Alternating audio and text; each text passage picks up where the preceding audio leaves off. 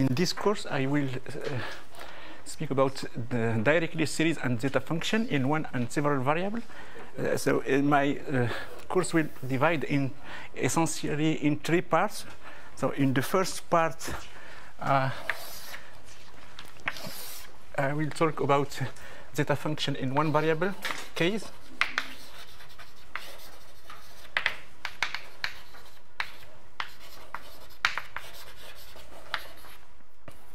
And in the second part, zeta function in several variables. And in the third part will be more geometrical, because I will introduce fractal zeta function.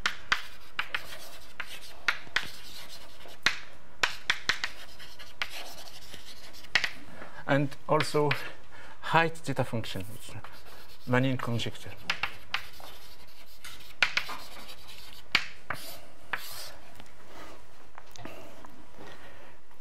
So zeta function, it's an important, and directly series are an important tool which we can use in several topics. So it can be used in number theory. It can also be used in differential geometry, for example, for spectral zeta function. It can be also used in arithmetic geometry. So I will try to illustrate all this in this, at least 2 parts of this in this talk. So what is zeta function? So at least in one variable case, one can define the directly series by this formula.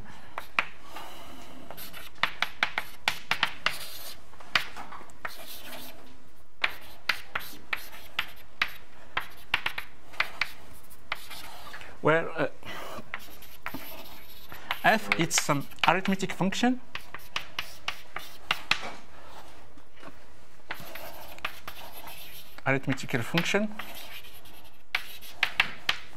and lambda, it's some increasing sequence.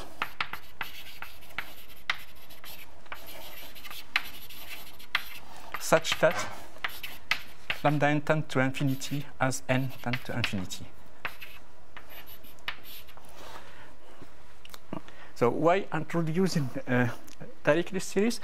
We introduce directly series in order to study the mean values of arithmetic function. As you know, for several arithmetic function, it's hard to say something about the values of Fn. So instead studying the values of Fn, we study the mean values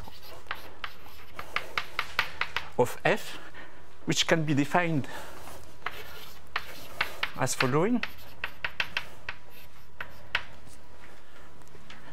And in general, we can say something about the mean values. And the mean values, it's connected to directly series. So if you use this notation, so I need to change this. And the mean values, it's connected to the directly series by median transform. There is a connection between the mean values and the directly series, and this connection is given by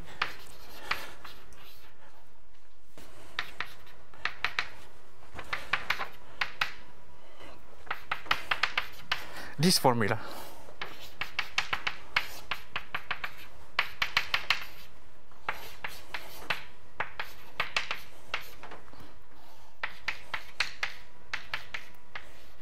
Which is which we call Perron formula.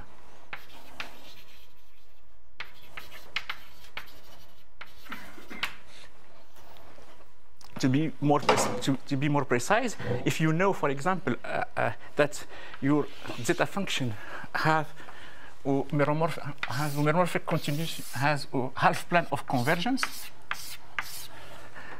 and if you can continues meromorphically your zeta function to the left, and if you have some control on the singular point of this zeta function, so you can use this formula, which is valid for C bigger than the abscissa of absolute convergence. You can use this formula, and roughly speaking, what you have to do is just to push the line to the left. So you integrate here, and you push your line to the left, and by using residue theorem, the difference between the integral here and here, it's given by the residue of poles. So if you have the control on poles here, this gives you an asymptotic of the mean values.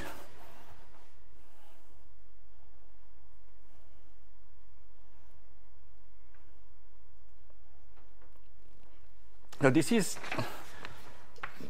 not exactly what we do, because usually this is not growing. The growth of zeta function, it's not enough to push the line to the left. So usually we cannot use this formula. For example, if your function, the growth of your function is of the form d with positive t, you cannot use this formula to extract information on the mean values, because the integral it's not convergent in the left of its abscissa of convergence. So we have another formula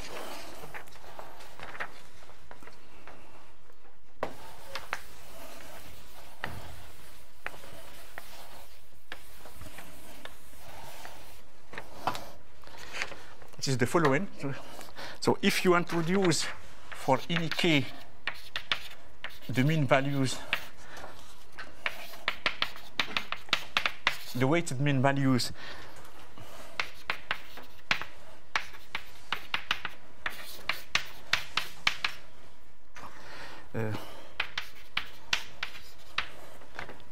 these weight mean values, then this is related to the zeta function by the following formula.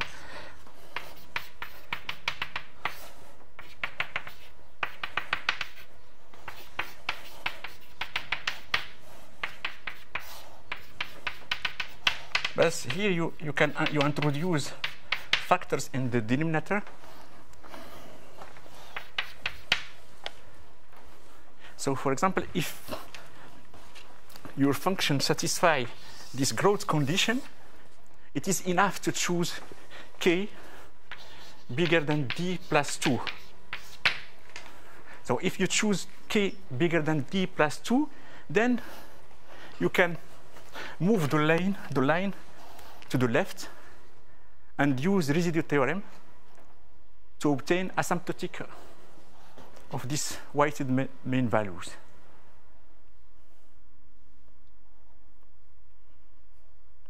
And the second step, after obtaining an asymptotic of these main values for big k, is to use some Tauberian argument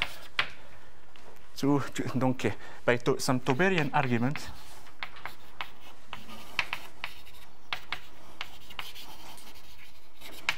you can extract the information you can obtain from this an asymptotic of nk for bk, an asymptotic for the n0, which is, and n0, it is the mean values we are interested in. So this is the usual technique in one variable setting. And now like, okay, if you have like isolated singularities, that's fine. But what do you have? Like, there is like some instruments phenomena, right? You're right. If sometimes if the set of singularity of zeta can be harder. And in this case, you need more complicated Tauberian theorem. Some theorem exists, And it happened, for example, it is the case, for example, for fractal zeta function. For fractal zeta function, one cannot use a classical Tauberian. You cannot use Delange Tauberian theorem. You cannot use the Landau Tauberian theorem because the set of singularity it's irregular. But in this case, we have some new Tauberian theorem which can be used. And if I have time, I will give some example of such Tauberian theorem. And also, in sometimes the growth, it's not like this. This growth, it's classical for classical function. But for example, if you work with some fractal zeta function, the growth it's not like this. It can be more complicated.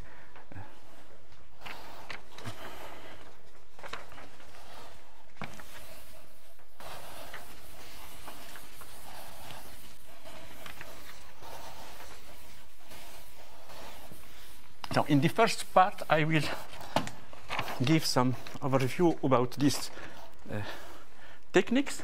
And in the second part, I will introduce zeta function in several variables. And for example, we can define a class of such zeta function by working with polynomials of several variables. And we can define, for example, these kinds of function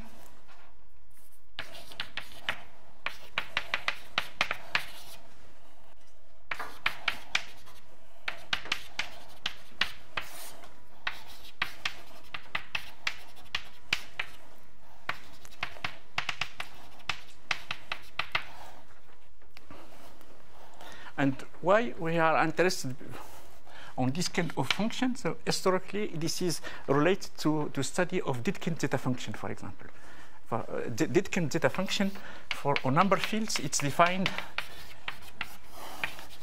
by this formula, where E is an ideal.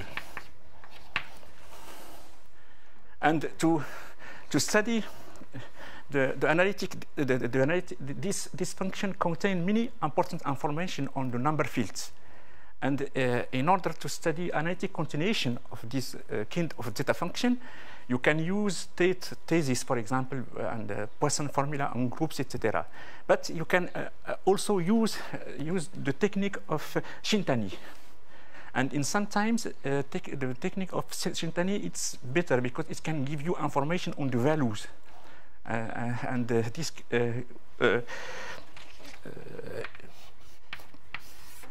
by using the Shintani technique, it obtains important results on the values on non-positive integers. And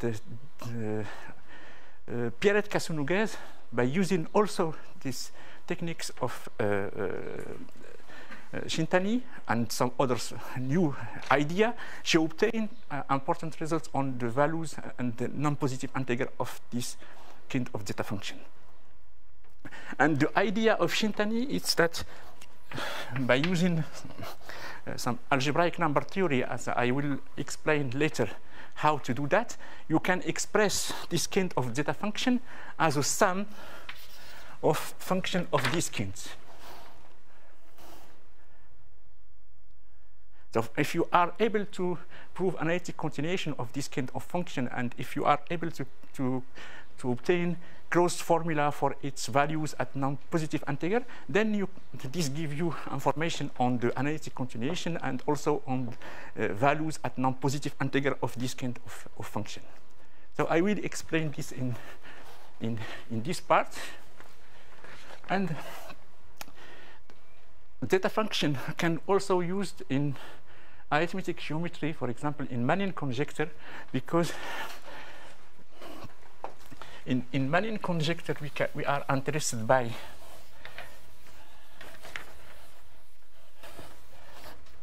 for example, for you take an algebraic variety over a number field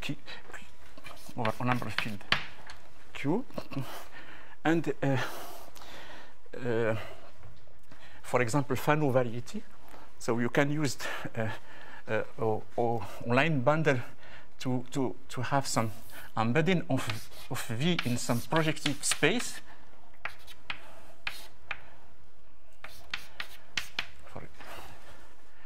by using some good line bundle. So you construct some height,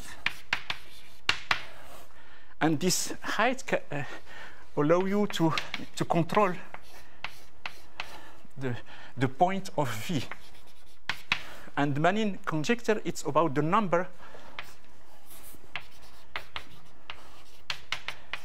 of points of M of the algebraic variety such that the height it's less than B. And the conjecture is that this number, it's for good variety, for example, Fano variety, it is equivalent to some constant, to some power of B, and to some power of log B.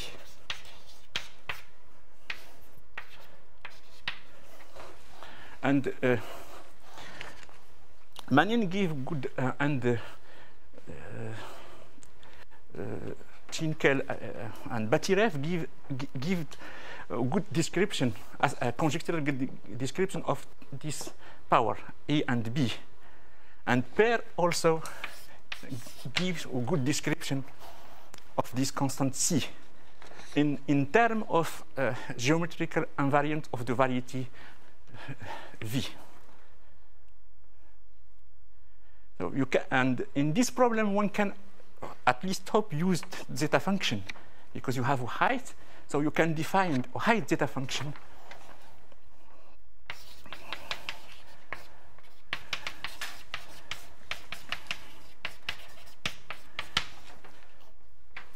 So for some reasons I will explain later, you have to exclude some line in the variety, so you have to restrict yourself to some open Zariski open subsets on V. And here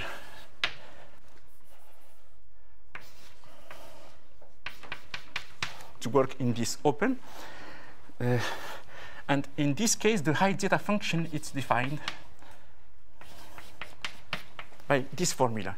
So if you are able to prove that this function has an analytic a half plane of convergence and an analytic continuation to the left, and if you can control at least the first pole, if you can control the first pole, then this allows you to obtain this formula.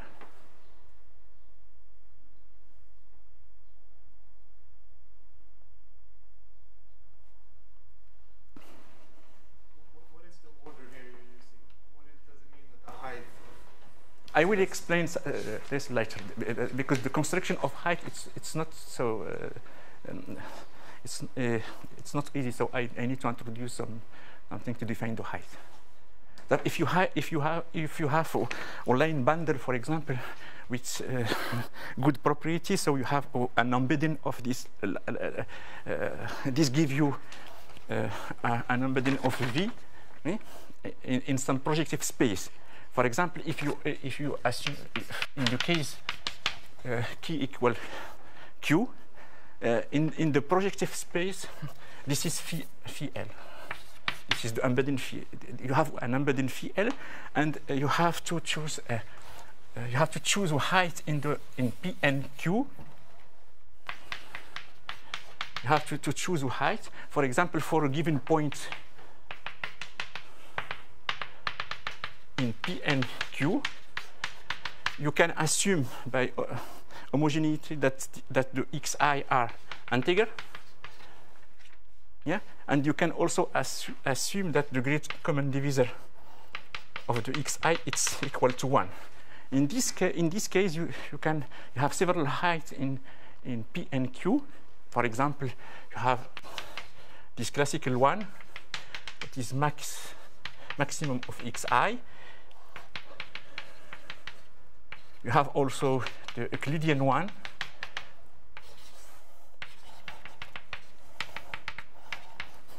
So you have several heights in the projective space. So now you can use to construct this height. You have just to compose your projective height here with the values of this, for example. If you have your point in the variety, you send the point to the projective space, and after that you take the height in the projective space. This is not the most general construction, but it is enough for. The embedding is determined by the dimension and the degree. So I guess the embedding. It's defined by line. Yeah. The degree of the line number. Yeah. This is, and the result depend on the line bundle. Yeah. So in the conjecture, the constant C depend on the line bundle, and the pair give a very precise description of the constant C in terms of the line bundle. E and B are not dependent on the line bundle, on the choose on the line bundle, but C depend on the choose on of the line bundle. And if you are interested by this dependent, for example, I recommend the paper of pair in Duke. It's very, very big paper, maybe 80 pages in Duke, so it's hard paper. Only to describe the conjecture. So to prove the conjecture, it's more hard.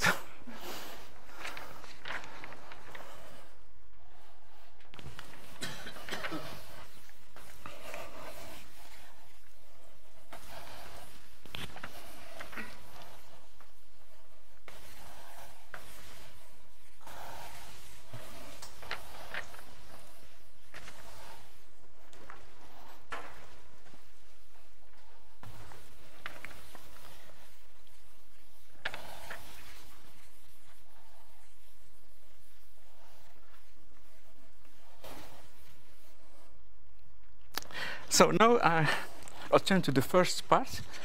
So I recall a definition of function of bounded variation. So the function alpha from EB to R is said to be of bounded variation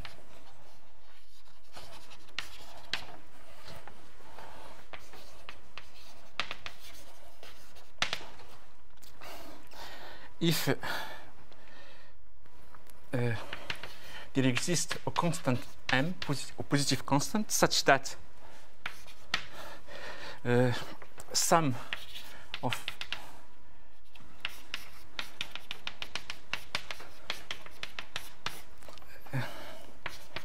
if you have this inequality for any partition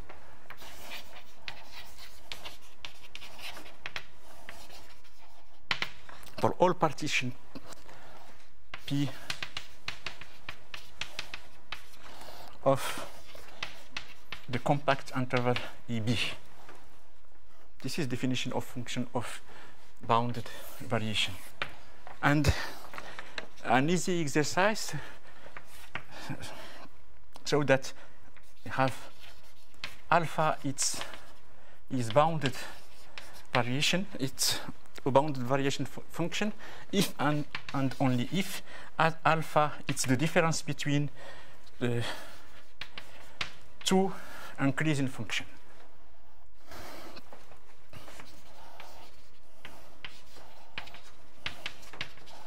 So R increasing function.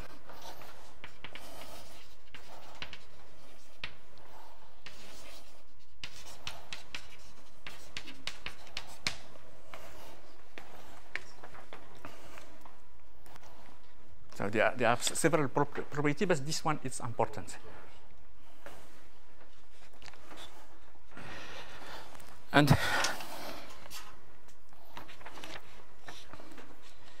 so we can define this kind of function to define what we call Riemann-Stieltjes integral. Riemann-Stieltjes integral.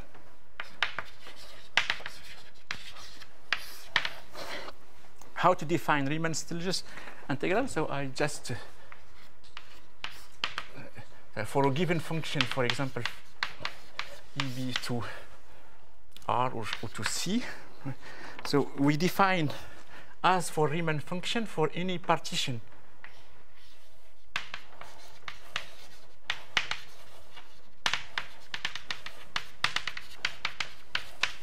We define this Riemann-Stieltjes sum, any partition sigma, and we define the sum from 1 to n minus 1 of FTE alpha xe plus 1 minus alpha xi. This Riemann-Stieltjes sum, and Ti are point in the interval xi plus 1. So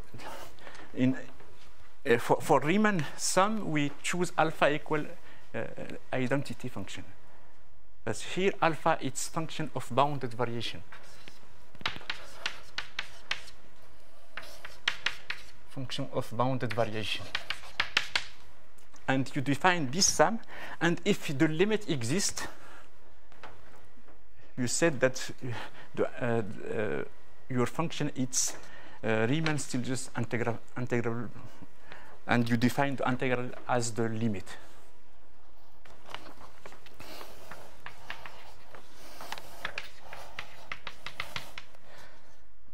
Turn to L as the supremum of xi plus 1 minus xi tend to 0, uniformly in the parameter t. So we said in this case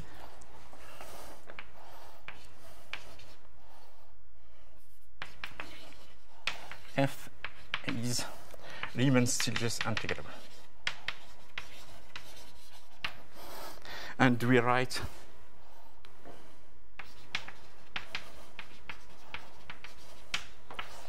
the Riemann-Stieltjes integral of f as the limit.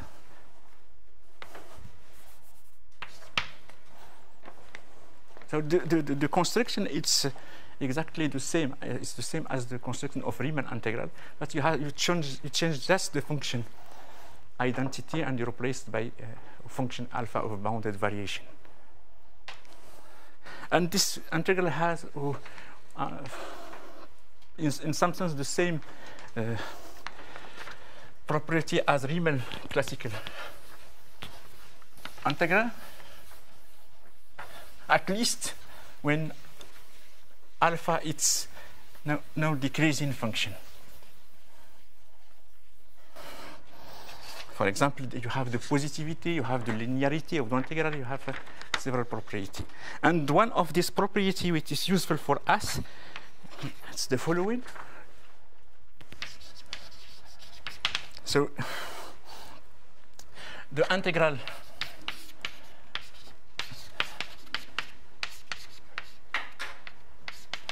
exists if f is continuous and alpha is of bounded variation, or f is of bounded variation and alpha is continuous. So the proof is not so hard, it's only classical analysis, it's just to recall this important property. And you have also the integration by part formula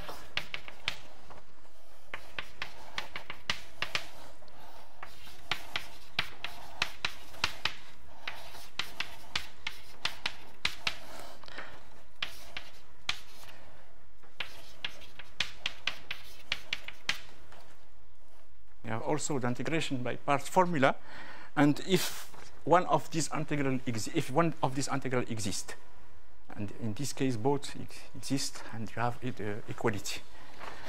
And you have also this formula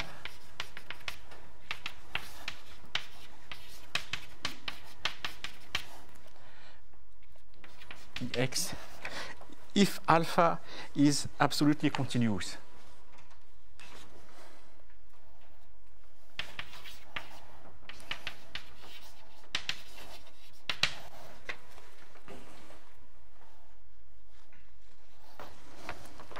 And the more important property for us, it's the following.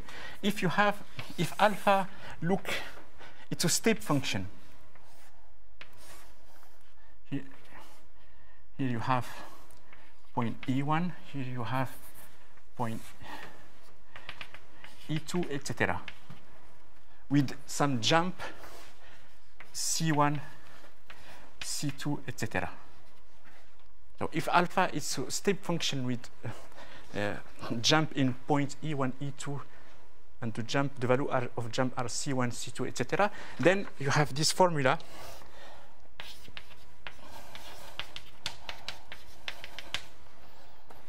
It's the sum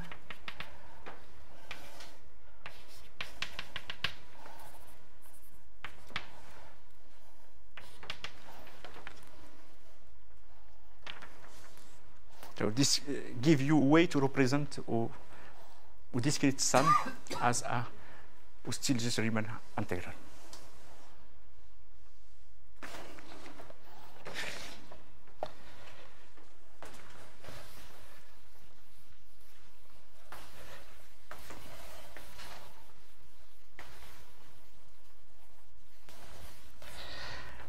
And you can define now Laplace still just transform. So if alpha is of bounded variation,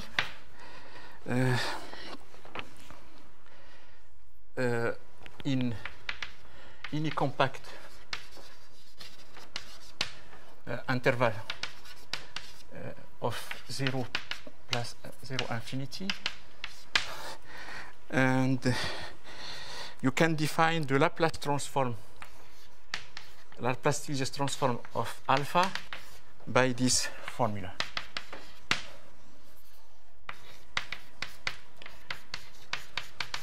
This is the Laplace Stillges transform.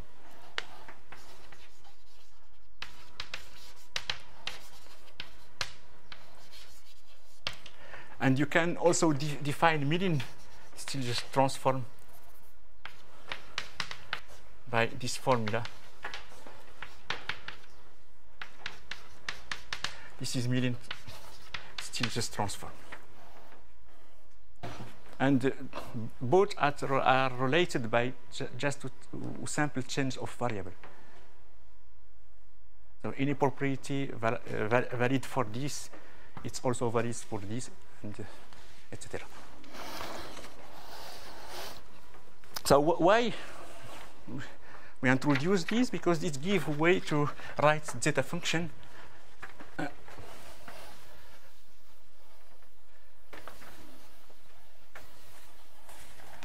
in a simple way. So suppose now you have an arithmetic function.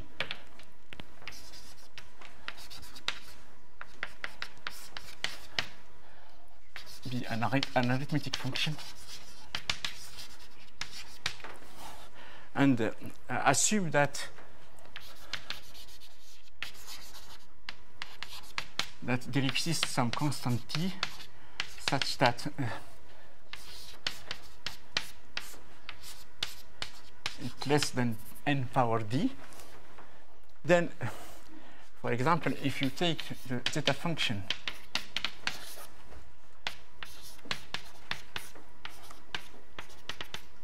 so here, for simplicity, I will assume lambda n equal n. So, but the results are also valid for lambda n equal n. And in this case, this is connected to, by using this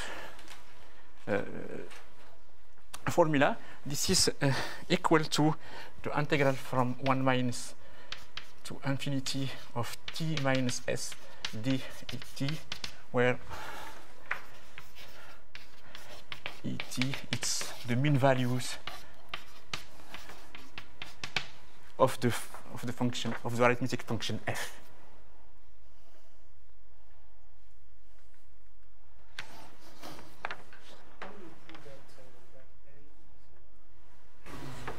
It's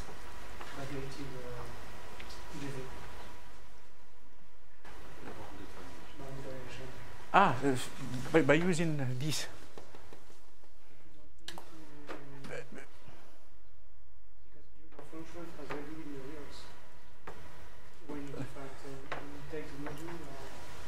You had just to write f like f plus minus f minus, and then it's increasing one, it's increasing, and the other one it's increasing, and this is the difference between two increasing function, and you use this property. Yeah, and this is a step function.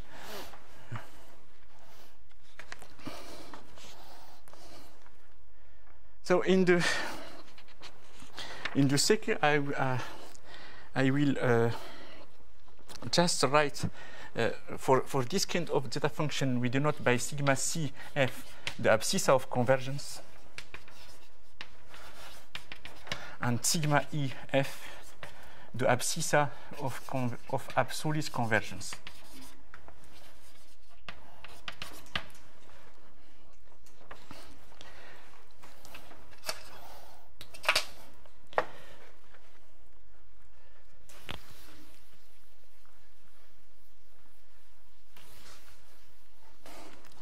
So the Laplace-Stieltjes transform satisfy a very important property, which we can write as the following. So you have so alpha is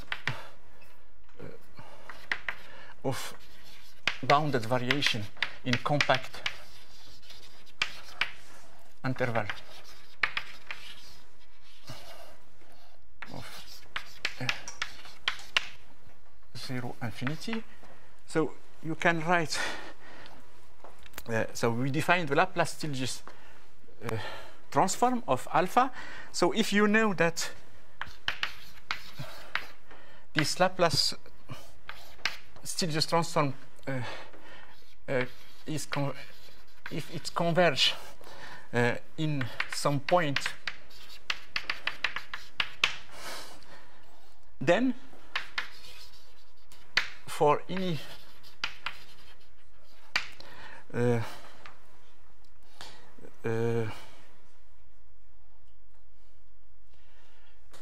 then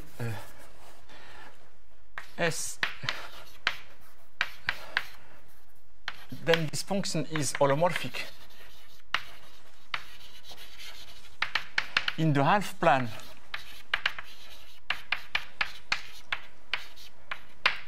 in this half plane, and moreover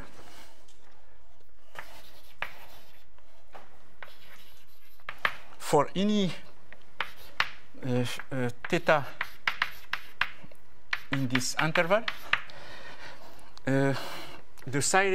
this function, the convergence, is uniform.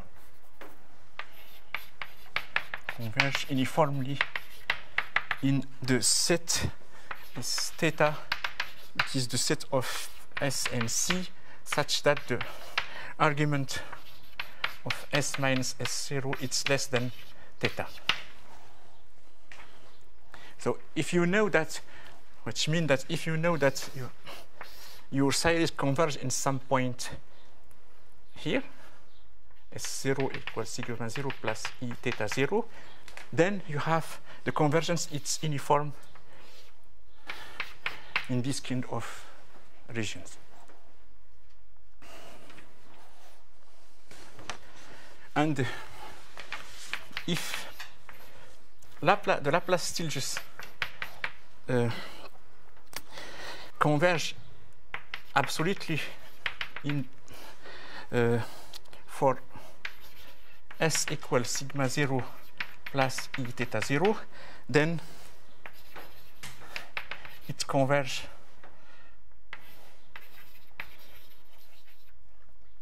uniformly in the half plane S bigger than sigma 0.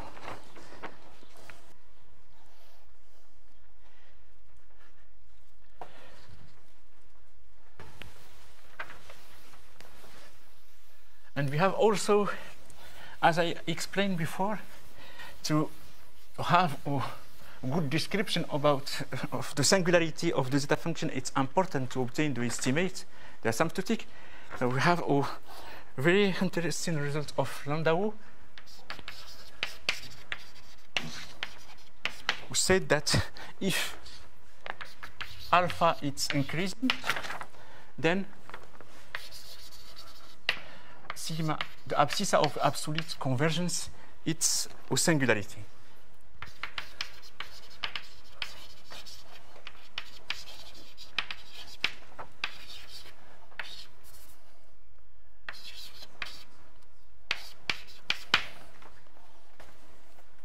So these results give you usually the first singularity of the zeta function.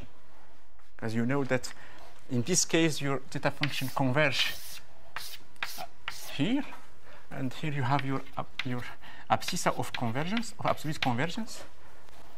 And this result of Landau said that this abscissa of convergence it's ended with it's a singularity.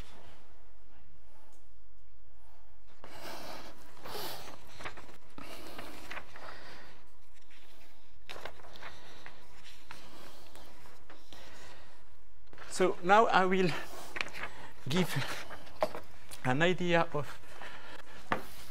the proof of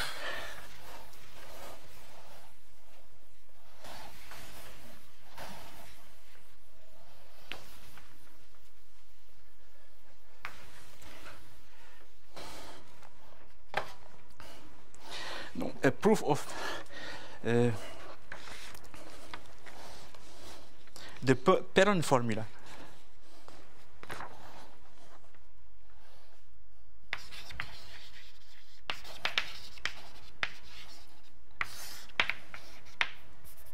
So as I said, so Perron formula, it's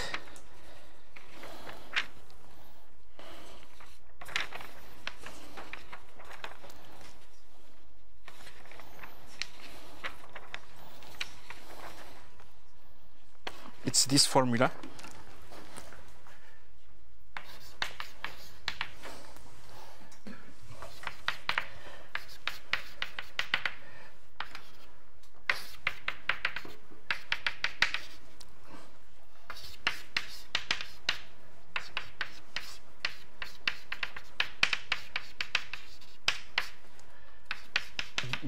So here we assume that C it's bigger than the maximum of 0 and the abscissa of convergence. And this formula it's valid for all x. You have just to avoid the integral.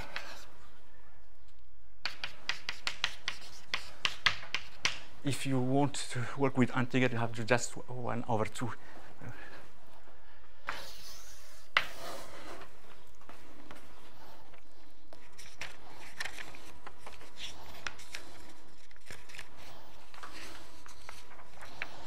So how to prove this formula? So proof for key equals 0.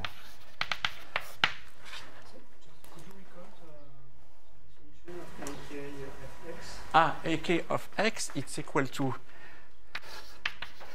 fx.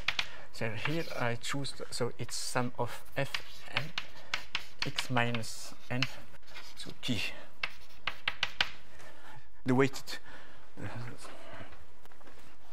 Here I choose for simplicity lambda n equal to n, but things work also in this case.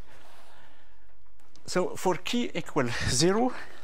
So for simplicity, I also prove this formula here only for C bigger than the abscissa of absolute convergence. But it's true if sigma if C is bigger than the maximum of 0 and the abscissa of convergence. So to prove this, in this case, we use this elementary lemma, which define the function h by 1 if x is greater than 1, and 0 if x is between 0 and 1. Then for any c t prime positive, we have the difference between hx and the integral from c minus e t prime c plus e t of xs ds over s. It's less than x power c 2p logarithm of x and 1 over t plus 1 over t prime.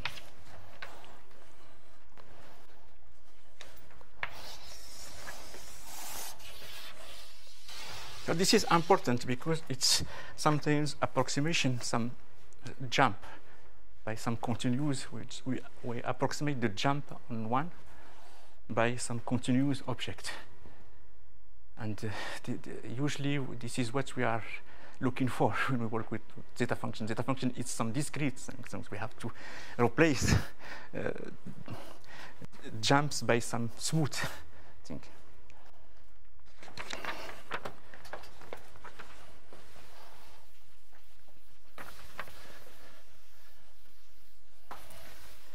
So to prove this, so to prove it's not so difficult, so just give it the idea for if x is bigger than 1 and if x is between 0 and 1, to prove it's essentially the same. So if x is greater than 1, we have just to choose this. Here you have c, we assume that is bigger than sigma e, and we choose some big M,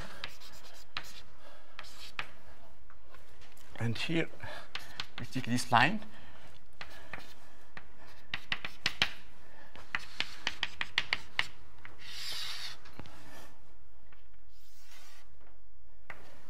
and here you have C minus M plus E T, C minus M minus E T, and then you have to use the residue theorem.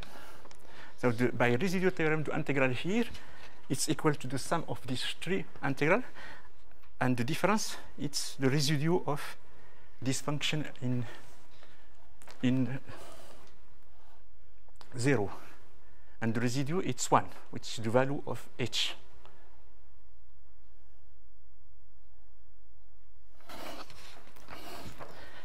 So if you apply the residue theorem to this rectangle, so we have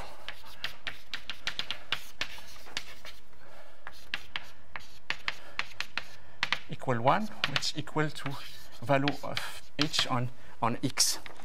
So we have just to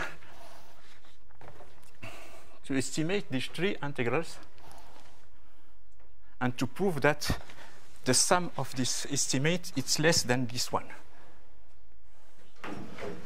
And this is not hard. For example, for the part c plus et c minus m plus et xs ds over s, this which correspond to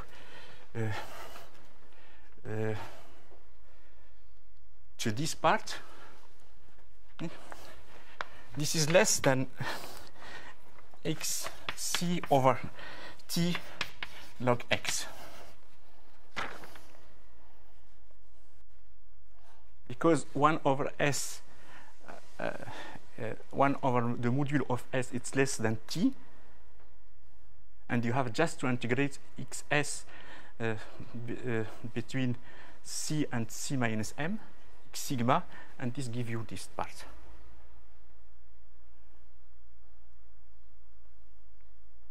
So more precisely, this is less than the sum of between c and minus m and c of x sigma and d sigma over t, and this is less than xc over t log x.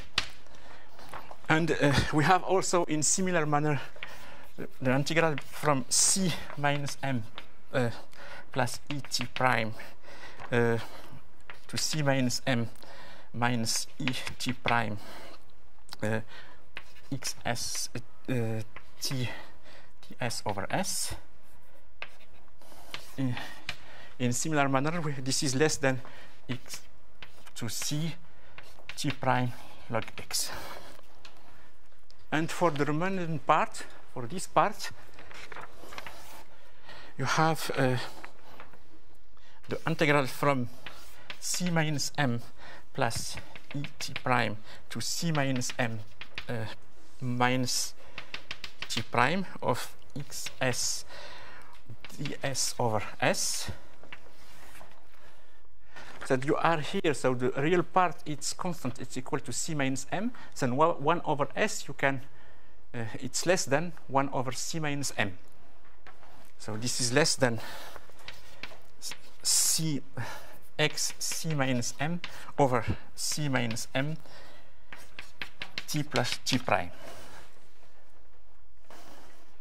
So if m tend to 0, this goes to 0 if m tend to infinity.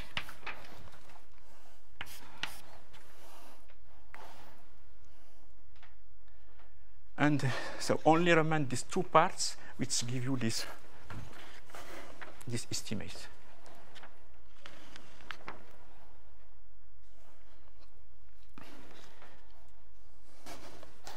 So this gives the proof of this fundamental lemma, and by using this fundamental lemma, now we can derive parent formula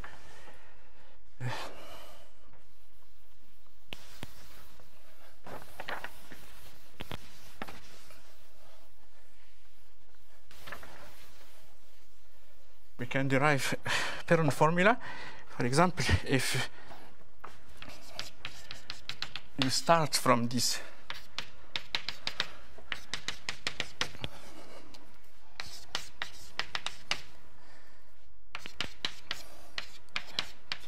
S, so we know that C it's bigger than the abscissa of absolute convergence. So the Dirichlet series is uniformly convergent. So this is equal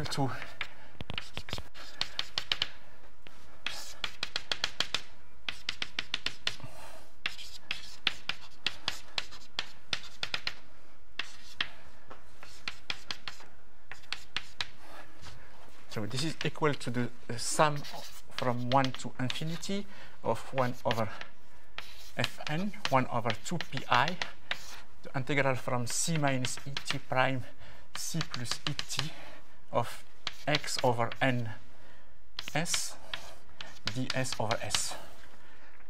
And this is equal to sum from n to infinity of fn h of x over n, and this is equal to the sum of fn n less than x. So this gives parent formula for k equal 0.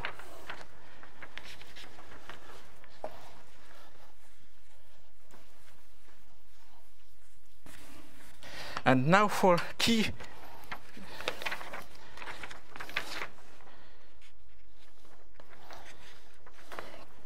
now for general key, then you have just to write your mean values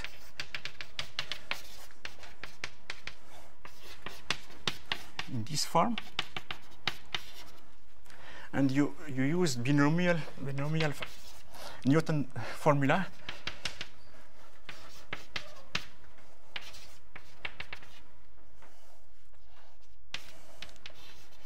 Gx minus g minus n g and g, and 1 over key factorial. I forget here, but here we put also 1 over key factorial, which is not so important, but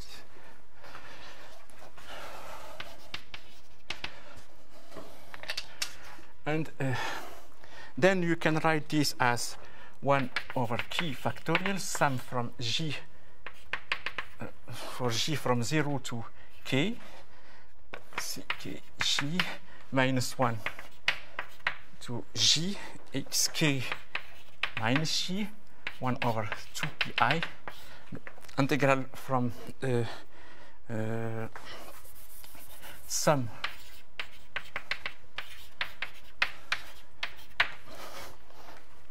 this sum of f and g, but the Dirichlet series associated to this new function now it's equal to z f minus evaluated in s minus g. So this is equal by the case k equals 0. This is equal to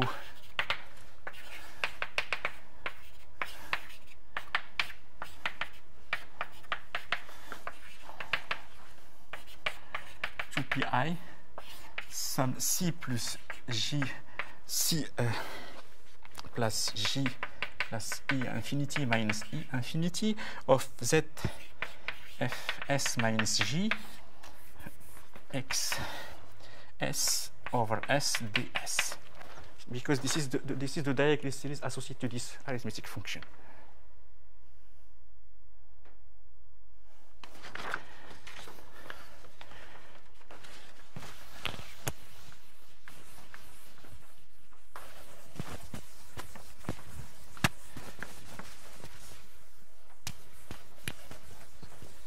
And this is it's equal, so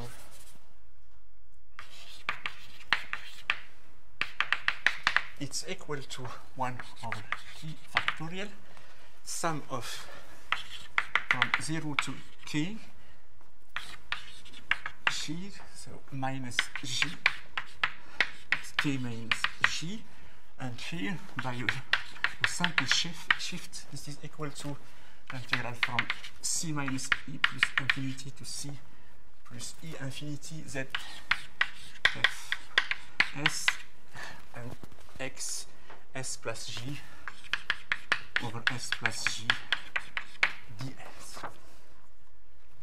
And this is equal to 1 over 2 pi the integral from c minus e infinity to c plus e infinity z f s over and 1 over key factorial sum from 0 to key minus g, and here you have over s plus g, and you have xs ds, and you have here xk. And it's easy to check that this is equal to 1 over s plus 1 s plus t. And then and it's enough to conclude. This gives the parent formula for any key.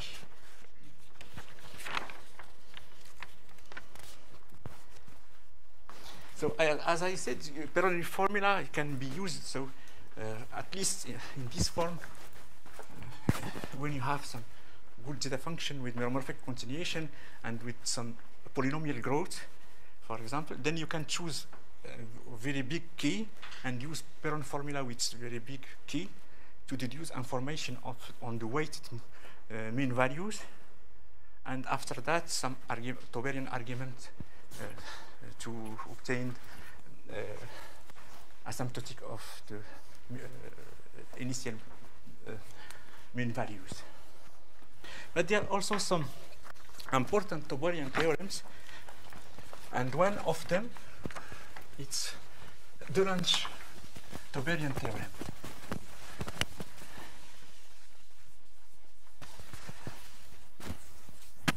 let me give recall the Lorentz-Tauberian theorem.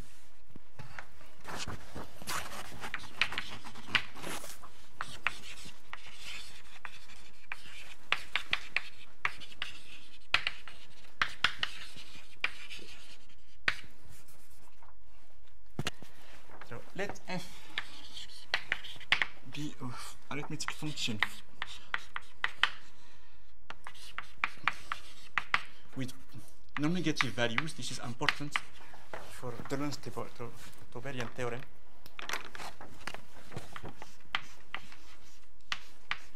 And for functions which are not positive values, things are more harder in general.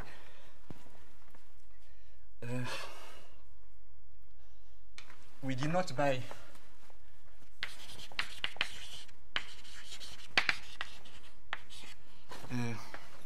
sigma A the abscissa of absolute convergence of the associated directly series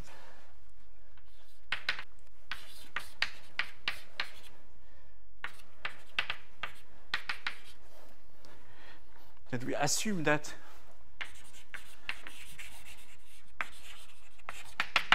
when the abscissa of convergence is finite, so this is in general usually the case, we assume that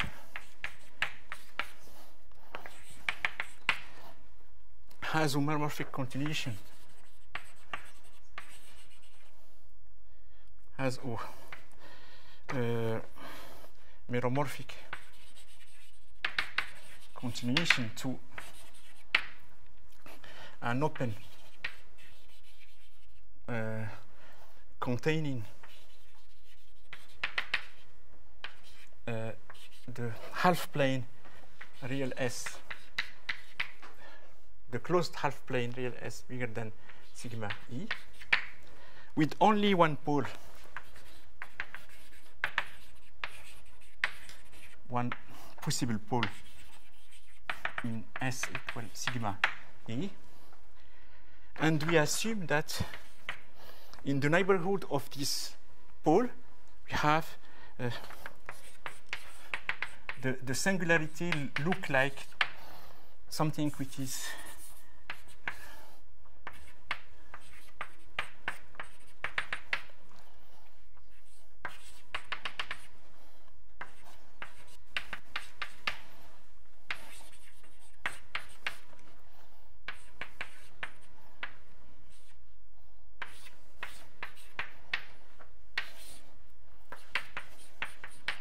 that the singularity near this point has this form, where omega is some real number, the function g and g are holomorphic in the neighborhood near sigma A. And this is the main term. It's given by GQ. So GQ of sigma E, it's not 0. So the Lorentz theorem, he said that if you know that your zeta function can be continued meromorphically to some open neighborhood of this closed half plane, even if you don't have any information on this open neighborhood. And if you know that your singularity look like this, some logarithmic singularity, even if you don't have any information on the growth. And for this point, the Lorentz theorem is important because you don't assume any thing about the growth of the zeta function. So there are no assumption on the growth of the zeta function. So this is the really a very important point of this theorem. You have just to know that you can extend to, you have here sigma E, you have the line of convergence, and in some sense you have, you can arrive until here, and the singularity here, it's look like logarithmic singularity. but without any assumption on the growth and without any assumption on what happened in the left of the abscissa of convergence, the Lange theorem gives the following information. Then you have two cases. If omega it's not a negative integer, then the mean values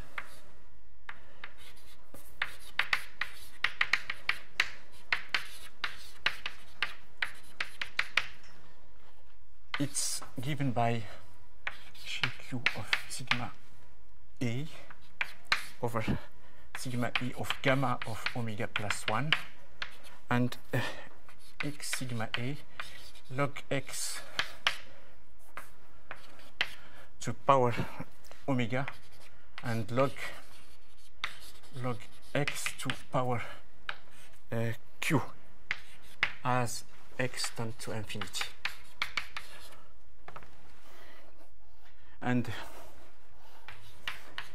if omega is negative integer, I will write it minus m minus 1, it's negative integer, then q less than 1, then we have efx, it's equivalent to minus 1 to m factorial q sigma a gq of sigma a divided by sigma a and x sigma a log x to power minus m minus 1 log x q minus 1 as x tends to infinity. So it's really a powerful Tauberian theorem because you have no assumption on, you have just you need only few information about what happened near the line of convergence. And the singularity can be logarithmic, it's not necessarily a polar singularity. And you have no assumption on the growth in the left of the line of convergence. And so, of course, if you are interested by an error term, this theorem, he gives an asymptotic but no error term. And you cannot expect some error term with only this assumption. Now, if you need an error term, then maybe it's useful to use Landau-Tauberian theorem. And Landau-Tauberian theorem assumes something like that, but he assumes also that you can extend meromorphically to some big region to the left, and he assumes something about the growth of the function here. So, but if you have this information, if you have analytic continuation to the left, to some vertical strip, for example, like this, and if your meromorphic continuation has moderate growth here, polynomial growth, then you can use instead of this theorem Landau theorem. And Landau theorem will give you the main term plus an error term. And the error term depends on the quality of your growth and all these things. But in this form, the Lange theorem gives a very quick proof of prime number theorem, for example. Prime number theorem, it's an easy consequence of this theorem.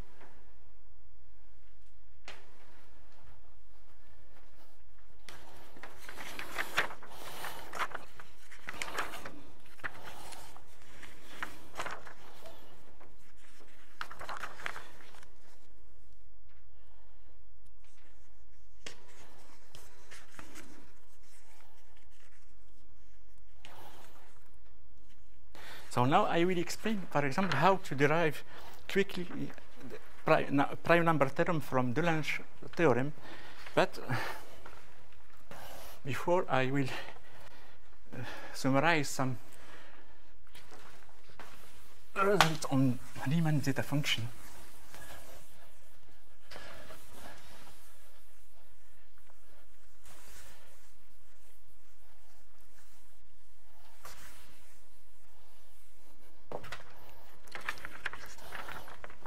Riemann zeta function.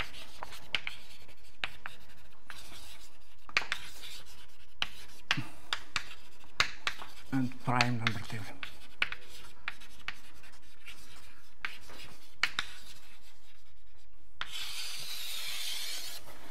So Riemann zeta function is defined by, for real S bigger than 1,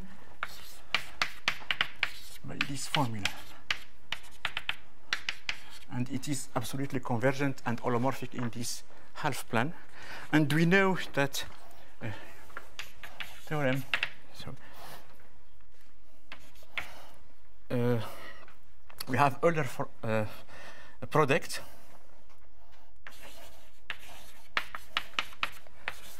another product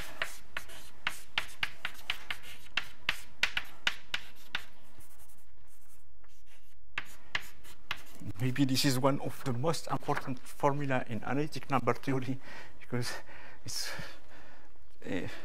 as you can see in this, here you have something which is global, and here you have only primes. And by using this formula, you can deduce. This was the Euler, and when he discovered this formula, maybe he opened some new fields in mathematics.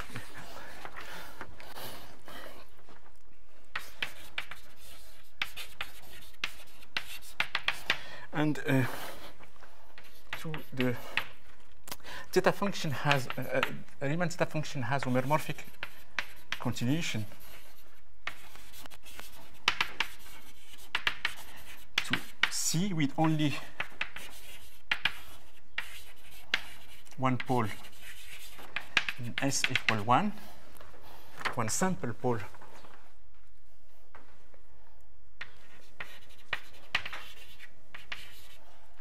and the residue of theta in S equal 1 is equal to 1, and we can evaluate this zeta function on non-positive integer, and the values it's given in terms of Bernoulli number.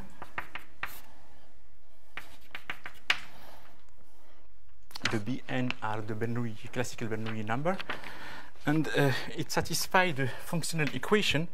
So if we set Ps equal Ps over 2 gamma S over 2 zeta S, then Phi has homomorphic continuation to C,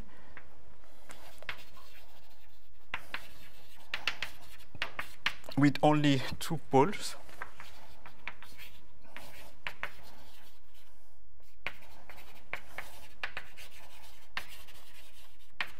S equal 0 and S equal 1, and it verifies for any S in C minus 0, 1, phi 1 minus S equal phi S. This is the functional equation.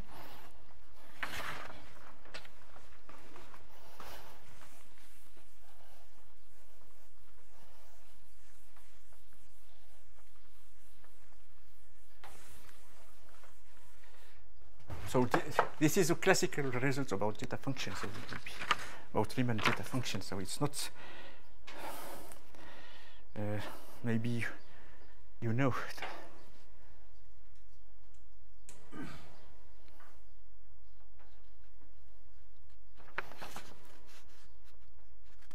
Okay. So this is not, and you have So from this formula, for example, we can see that remark from the other product, we can see that zeta s it's different from 0 if real s is bigger than 1, and we can also see from this formula that zeta of minus n equals 0 if n is a positive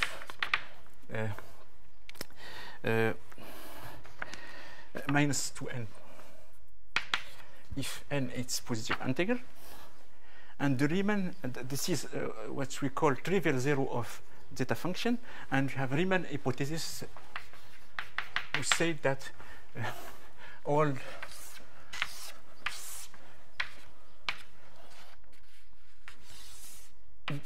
here you have the trivial zeros, here there are no zero, and the Riemann hypothesis says that all the other zero are in this line. And the prime number theorem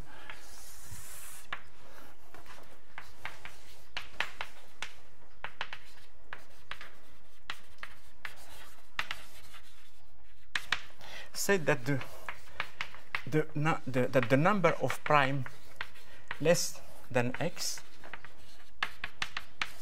it's equivalent to x over log x as x tends to infinity, and this is related to the distribution of zero of this zeta function, and it is what I will explain that by using the Lange theorem it is enough to prove that if we know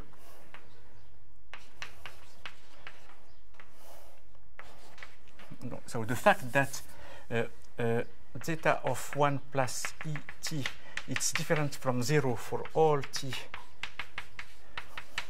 in R, and the Lange Tauberian theorem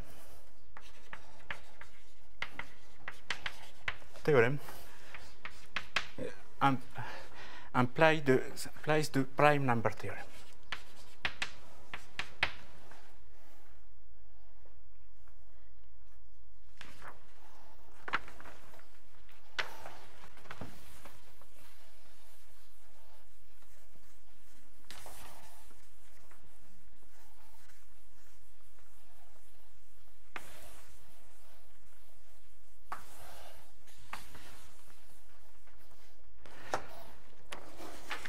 And the proof, it's not so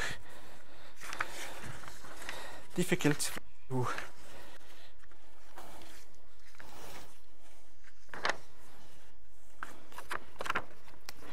so if you want to prove the prime number theorem, so you have just to remark that we can write this in this form, and here the jumps are not so smooth, so we will introduce more smooth function.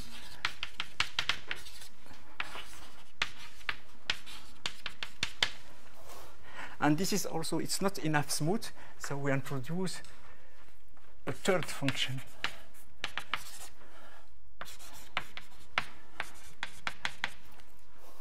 Where lambda n, it's the von Mangal function defined by, it's equal to log p if n it's a power of p prime and alpha it's positive integer and 0 otherwise.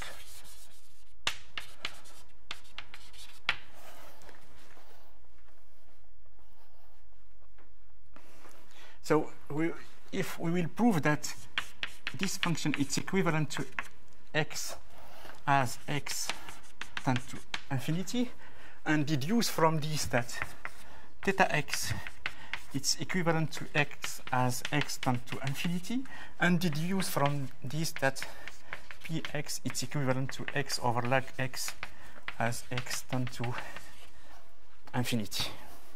So this part and these parts are easy. So we have just to prove this part.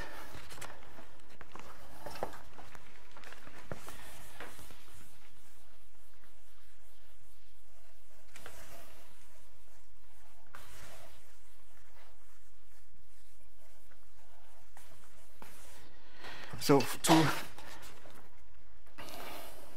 to prove this asymptotic, so we introduce the zeta function associated to this function, to this arithmetic function, and the Dirichlet series associated to this function is the following.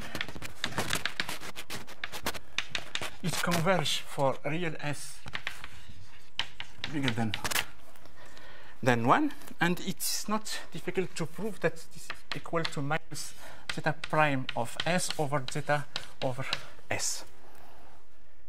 To prove this, you use just the other product formula, because you have zeta S equal.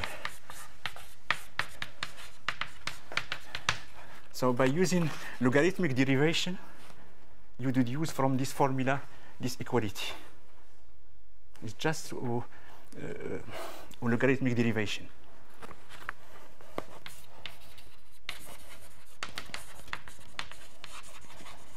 Of the formula.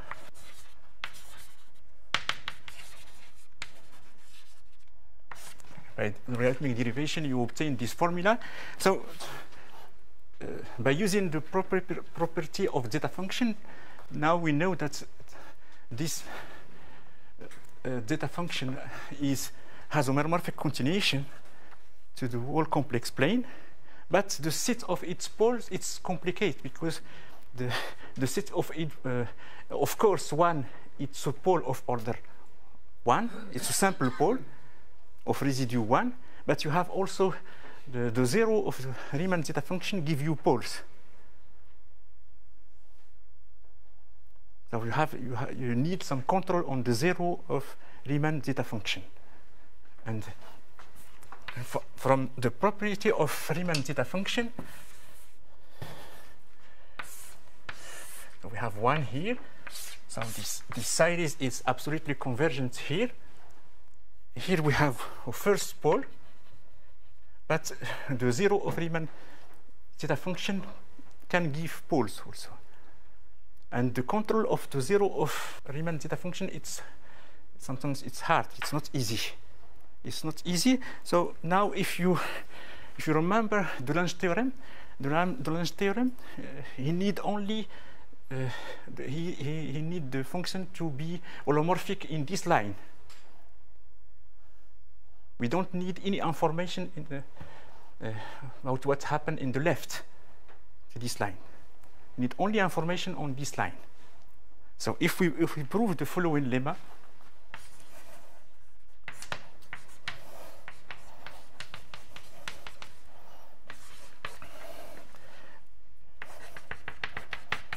if we prove this lemma, that there are no zero of Riemann zeta function in this line, so the lemma implies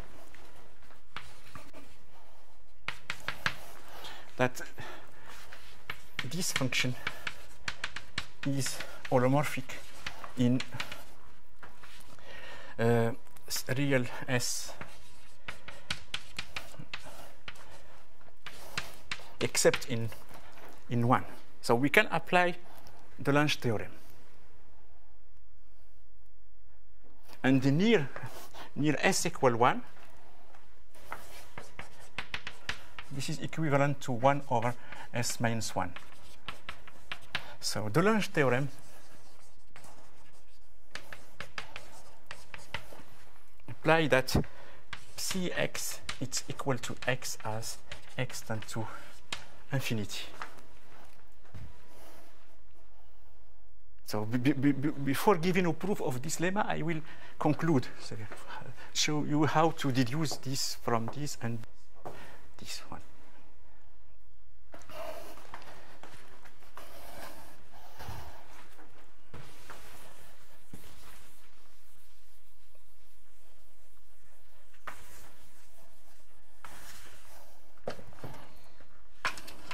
So say x is equal to sum of lambda n less than x. So by using the definition of this function, this is the same as the sum of log p for p to eta less than x, p eta and eta bigger than 1. And for eta equal 1, you obtain the function theta x. And the remainder, it's the sum over p eta less than x and eta bigger than 2 log p. And this part, I will call it Rx. So Rx, it's equal sum for eta bigger than 2, but we have also an upper bound of for eta, because we know that p to eta is less than x. So, but this is bigger than 2 to eta. So you deduce that eta is less than log x over log 2. So in this sum, we have also an upper bound, which is log x over log 2. And log p, I can bound this function by log x. So this is bounded by log x to power 2.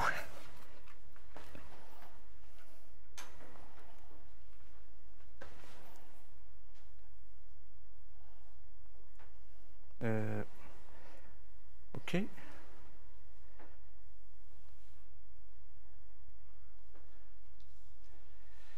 So, and this is small than this one. Wait.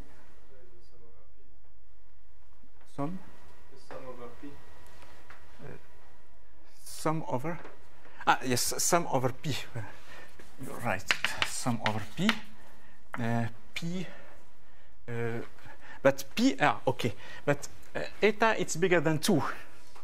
So p, it's less than square x. Okay. So here you have square x log x 2, and this is small compared to theta x. So cx equal theta x O of square x square root of x log x to 2, and this is its equivalent to x. So we deduce that this is equivalent to x. So we deduce that theta x is also equivalent to x.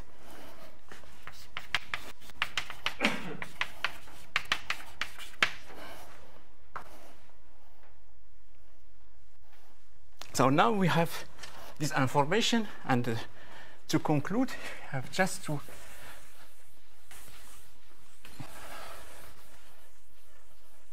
return to our function px,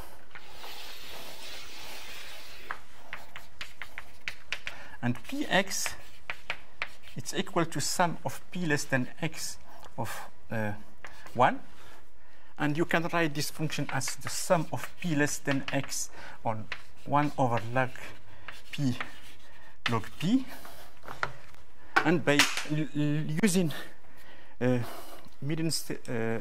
and by using Stieltjes integral, this is equal to the integral from 2 minus 2x of 1 over log t d theta t. Because the jump of this function happened in prime, and the length of the jump, it's log p. And by using integration by parts, this is equal to theta x over log x minus the integral from 2 to x of theta t, and the derivative of 1 over log t, which is t log t square dt.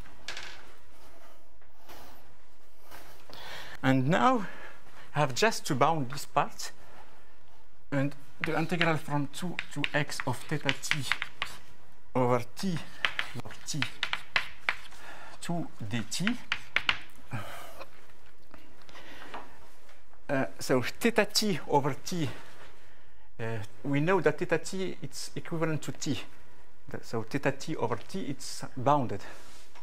So this is less than the integral from 2 to x to from dt over log t square. And you have just to cut this integral. It's equal, for example, from 2 to square root of x dt like t square plus the integral from square root of x dt over log t square. And this is bounded by square root of x over log 2 square, but this is not important, it's just a constant. And here, in this interval, log t, it's bigger than 1 over 2 log x in this interval.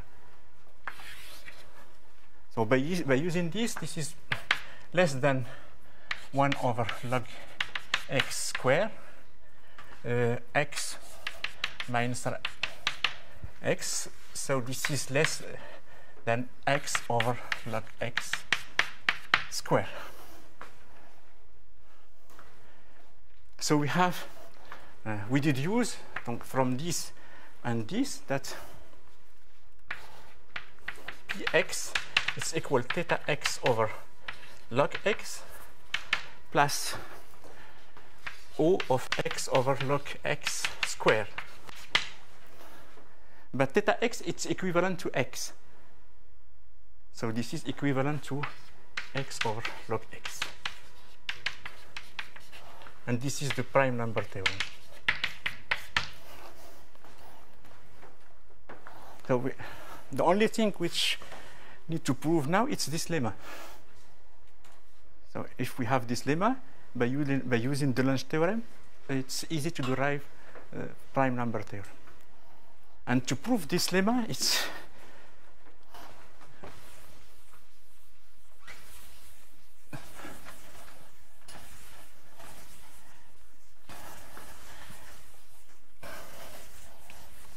a proof of the lemma.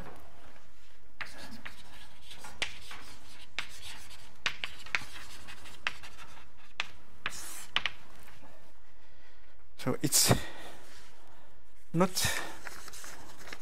difficult, it's just to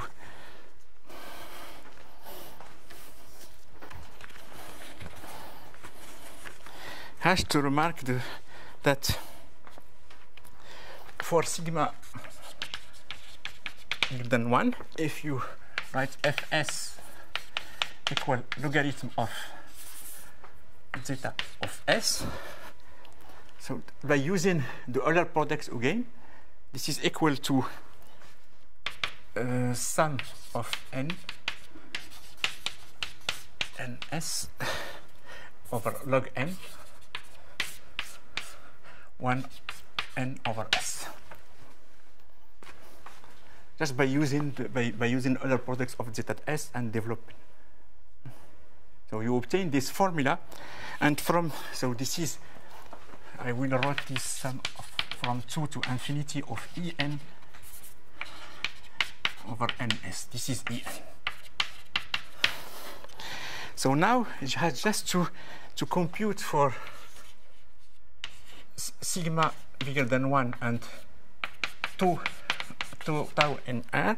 You to compute 3 f sigma plus 4 real parts of f sigma plus e tau and real part of f of sigma plus 2 e tau. And so it is easy to see that this is just sample computation. This is equal to sum from 2 to infinity of the En n minus sigma v of tau log n. Just easy computation where v of t it's equal to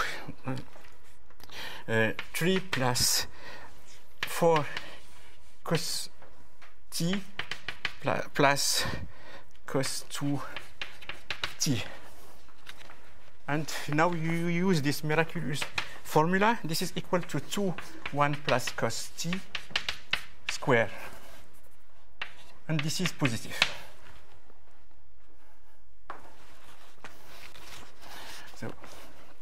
So we know that all these things are positive. So this is positive. And this gives you that for all sigma bigger than 1 and all tau in R, zeta sigma cube, the module of zeta sigma plus e tau to power 4, and module of zeta sigma plus 2e tau bigger than 1.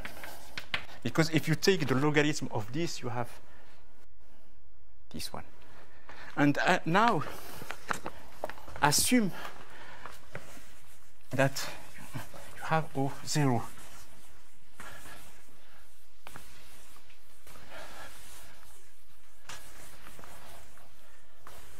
Assume that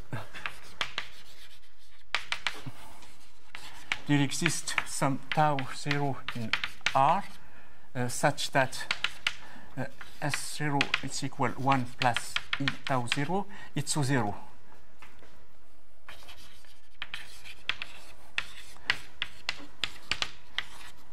Of course, we can assume that it's not 0 because we know that 1 is a pole. Assume that we have O0 in this line. So if you look to zeta sigma near this point, so this is less than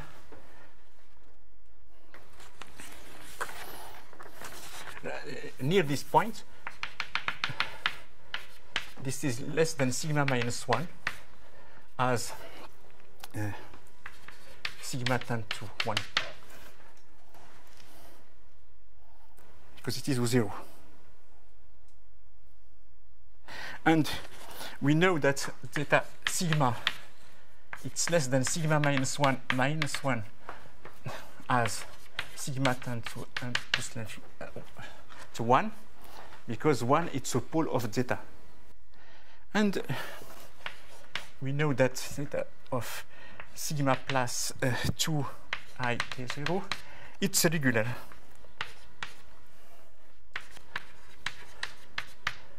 It's bounded because this is regular values. So by using these three estimates here, so it star implies that 1 it's less than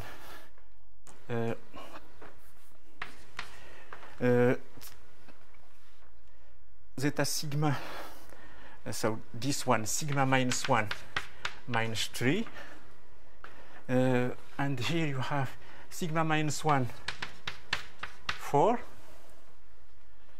and here you have 1, and this is sigma minus 1 which tend to 0 as sigma tend to 1 plus. So hence a contradiction.